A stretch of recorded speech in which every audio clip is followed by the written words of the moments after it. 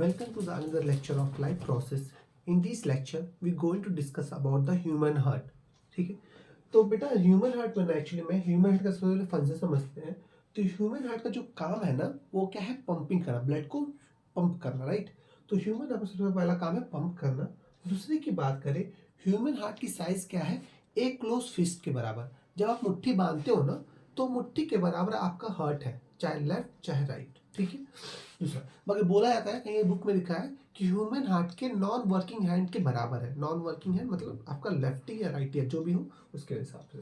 दूसरी की बात करें, लोकेशन की बात करें, तो क्या होता है, कहाँ पे होता है, ये दोनों लंग्स के बीच में स्लाइटली टिंट होती है. मान लो ये दोनों लंग्स है, जो कैविटी है ना उसके बीच में हल्का स्लाइटली टिंट होता है लेफ्ट वाले के. ठीक है, लेफ्ट वाले लंग्स का हल्का स्लाइटली टिल्ट होता है. और किसके पीछे होता है, स्टोटिनम. ये जो मसल्स होता है ना आपका रिबकेज वाला, इसके पीछे होता है. तो दोनों लंग्स के बीच में, स्टोटिनम के पीछे लोकेशन इसका. ठीक है. बात करें, ह्यूमन हार्ट जो होता है ना, बहुत सारे टाइप के होते हैं, जैसे 2 chamber heart, 3 chamber heart, 3.5 chamber heart and 4 chamber heart. तो एक्चुअली में जो ह्यूमन हार्ट हमारा है ना वो कितने हैं, 4 चैम्बर हार्ट है. मतलब ये जो है ना हमारा वो 4 चैम्बर हार्ट है. 4 चैम्बर हार्ट के अंदर क्या होता है, हर एक हार्ट के अंदर ना दो पार्ट होते हैं. एक को बोलते हैं रिसीविंग चैम्बर और एक को बोलते हैं डिस्ट्रीब्यूटिंग चैम्बर. रिसीविंग चैम्बर को बोलते हैं आपका ऑरिकल्स या आर्ट्रियम या ऑरिकुलम. ठीक है. तो आर्ट्रियम क्या होता है, ये रिसीविंग चैम्बर बोलते हैं. और जो डिस्ट्रीब्यूट करता है ब्लड के अंदर पूरी बॉडी के अंदर उसको बोलते हैं वेंट्रिकुलर चैम्बर्स. तो रिसीविंग चैम्बर को बोलते हैं आर्ट्रियम और डिस्ट्रीब्यूट चैम्बर बोलते हैं वेंट्रिकल्स. इतना में याद हो गया, राइट. और ये अलग टाइप के हार्ट जो है ना, ठीक है, हमें मेनली ना 4 चैम्बर हार्ट के पढ़ा जो आपका ह्यूमन का है. ठीक है. 2 चैम्बर हार्ट जो है ना फिश के अंदर पाया है और इसीलिए हम उसको बोलते हैं विनोस हार्ट बोलते हैं. और 4 चैम्बर हार्ट ना ह्यूमन के अंदर पाया है. ठीक है. तो ये हमारा जो है ना 4 चैम्बर हार्ट है. सबसे पहले बात करते हैं, इसके ऊपर ना अलग अलग टाइप की मेम्ब्रेन होती है. हार्ट के ऊपर ना अलग अलग टाइप की मेम्ब्रेन, 3 टाइप की मेम्ब्रेन होती है. बाहर की मेम्ब्रेन को बोलते हैं आपका ईपी, मीजो आपका और इंडोमेट्रियम, इंडोकार्डियम. ठीक है. तो ये अलग अलग हर ईपी में बाहर का ईपी, आपका ईपीकार्डियम बाहर का जो प्रोटेक्शन करता है, शॉक एब्जॉर्बर. ठीक है. दूसरा मीजो जो बीच में होता है और इंडो में जो अंदर होता है. ठीक है. दूसरी बात करें, एक हमारे ह्यूमन हार्ट में 4 चैम्बर है, दो आपको ऊपर और दो नीचे. दो ऊपर वाले को इस साइड वाले बोलते हैं लेफ्ट, आपका लेफ्ट पार्ट ही हो गया, और इस वाले बोलते हैं राइट पार्ट. ठीक है.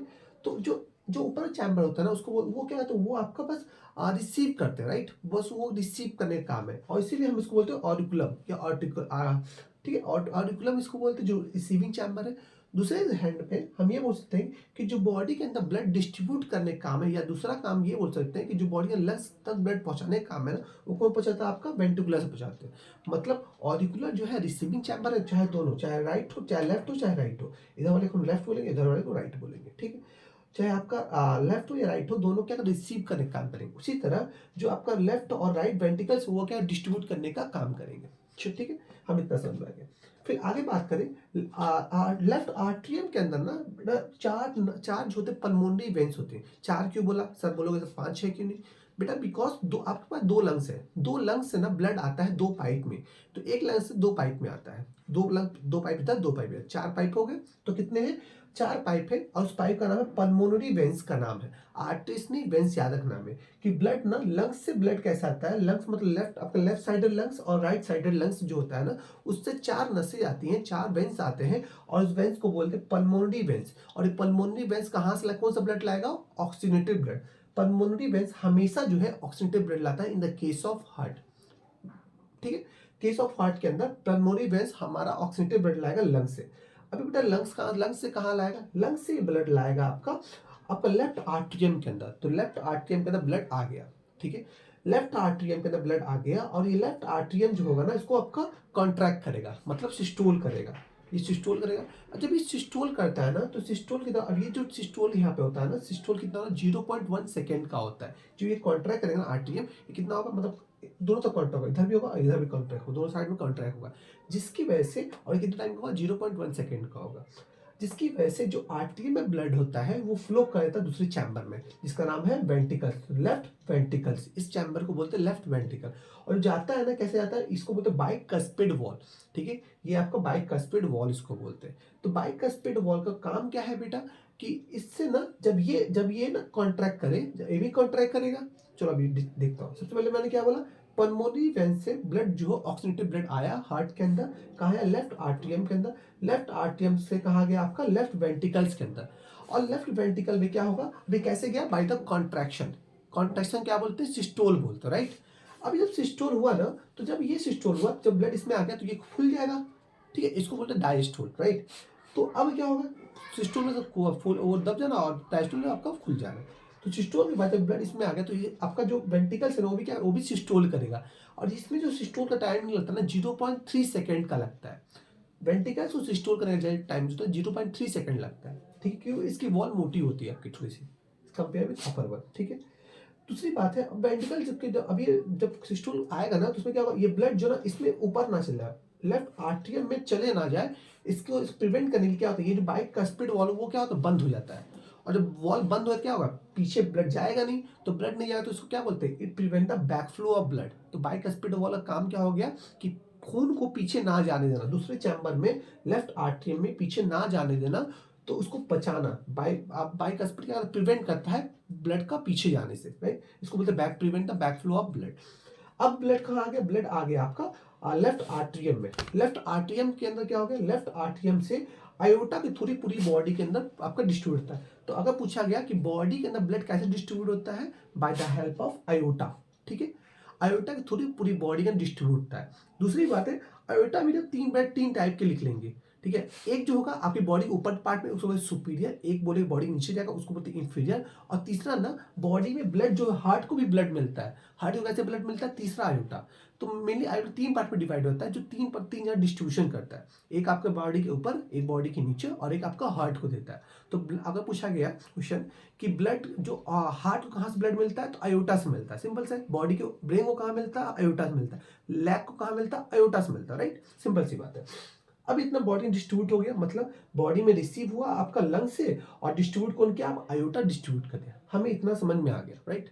अब आते हैं दूसरे चैम्बर की बात, राइट वाली पार्ट की बात करते हैं। अब राइट वाले पार्ट के अंदर क्या होगा, जब बॉडी के अंदर सर्कुलेशन हो जाएगा तो उस दौरान कुछ वेस्ट प्रोडक्ट भी लिख लेंगे, राइट। अब वो वेस्ट प्रोडक्ट कैसे आएंगे, लंग्स फिल्ट्रेट करेगा, उसमें मान लो CO2 है, CO2 कौन करेगा साफ, लंग्स साफ करेगा, राइट।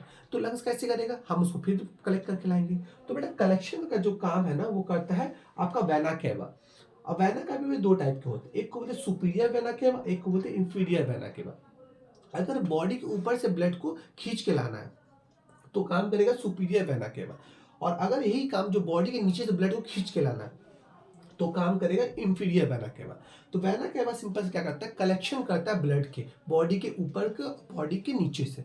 अब बोलोगे सर आप तो बताए कि यहाँ पे ब्लड डिस्ट्रीब्यूशन तीन पाइप करता है, बट बेटा यहाँ पे देखो वेना केवा ना हार्ट से, वेना केवा हार्ट से ब्लड को कलेक्ट नहीं करता, इसके लिए एक स्पेशल वो होता है आपका पाइप होता है, उसको बोलते हैं कोरोनरी साइनस।